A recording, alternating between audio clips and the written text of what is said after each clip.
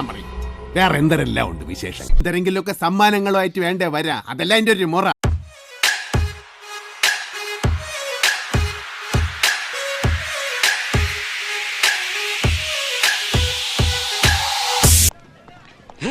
ദൈവമേ, ഇതെവിടെ എത്തിയ എന്റെ ആറ്റുകാൽ ഭാസ്കര. അങ്ങനെ ഒരു ദൈവം ഇല്ല. ഇത്തരം സന്ദർഭങ്ങളിൽ ഇല്ലാത്ത ദൈവത്തെ വരെ വിളിച്ചു പോകും. ഇതിന് പിന്നാലെയാണ് താങ്കളുടെ ഒരു പ്രസ്താവന പുറത്തു വരുന്നത്. ആര്യ രാജേന്ദ്രൻ്റെ ഡിഗ്രി മാർക്കുമായി ബന്ധപ്പെട്ടത്. ഇതൊക്കെ എന്ത്? My aim is to bring up all people to get. അവരുടെ മാർക്കുകൾ സർവകലാശാലയിൽ പരിശോധിച്ചപ്പോഴാണ് മാത്തസിന് 0 മാർക്കാണ്. സെക്കൻഡ് സെമിസ്റ്ററിൽ മലയാള ഗദ്യ സാഹിത്യത്തിന് 7 മാർക്കാണ്. അമ്പിശമാമൻ മോനൊരു സാധനം കൊണ്ടുവന്നിട്ടുണ്ട്. അത് മാമൻ അങ്ങോട്ട് വന്ന് തരണോ അതോ മോൻ ഇങ്ങോട്ട് വന്ന് വാങ്ങിക്കുന്നോ? എന്താണ് അതിൻ്റെ അടിസ്ഥാനം? എന്താണ്? അല്ല, അത് പിണറായി വിജയൻ ഗവൺമെൻറ് അധികാരത്തിൽ വന്നതിന് ശേഷം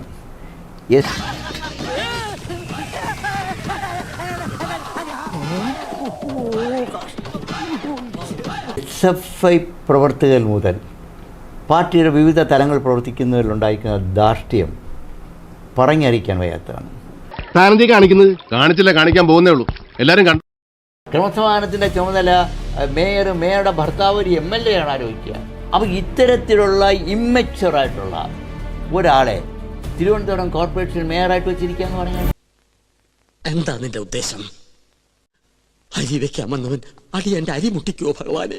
ആ SFIക്ക് എല്ലാ ഒത്താശയും സർക്കാർ ചെയ്തു കൊടുക്കുന്നു എന്നുള്ളതാണ് നിർഭാഗ്യകരമായ അവസ്ഥ.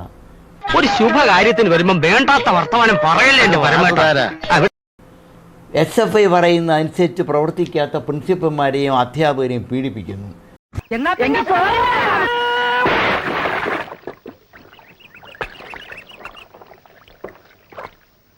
ഇതിൻ്റെ അവസാനത്തെ ഉദാഹരണമാണ് മേയർ ആര്യ രാജേന്ദ്രൻ. ആര്യ രാജേന്ദ്രൻ മേയറാകുക എന്ന് കേട്ടപ്പോൾ സത്യം പറഞ്ഞാൽ നമ്മൾ അതിശയിച്ചു. എന്റെ ഗുരുവായൂരപ്പ, ഈ വരുന്നതാരാ? സുപ്രീം കോർട്ടിലെ അഡ്വക്കേറ്റ് ആനന്ദ് ശർമ്മയാ. താൻ പത്രം ഒന്നും വായിക്കാറില്ല.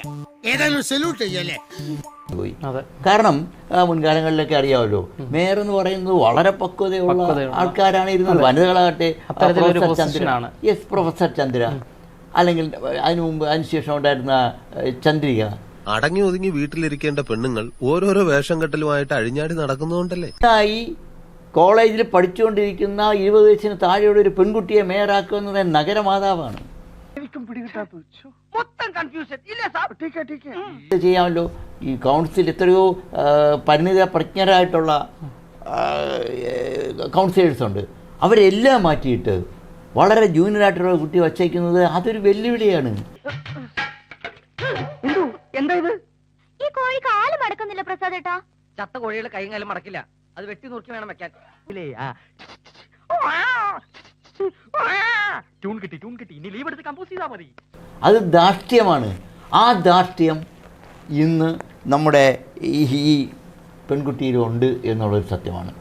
അതാണ് ഈ സംഭവങ്ങൾക്ക് മുഴുവൻ കാരണം.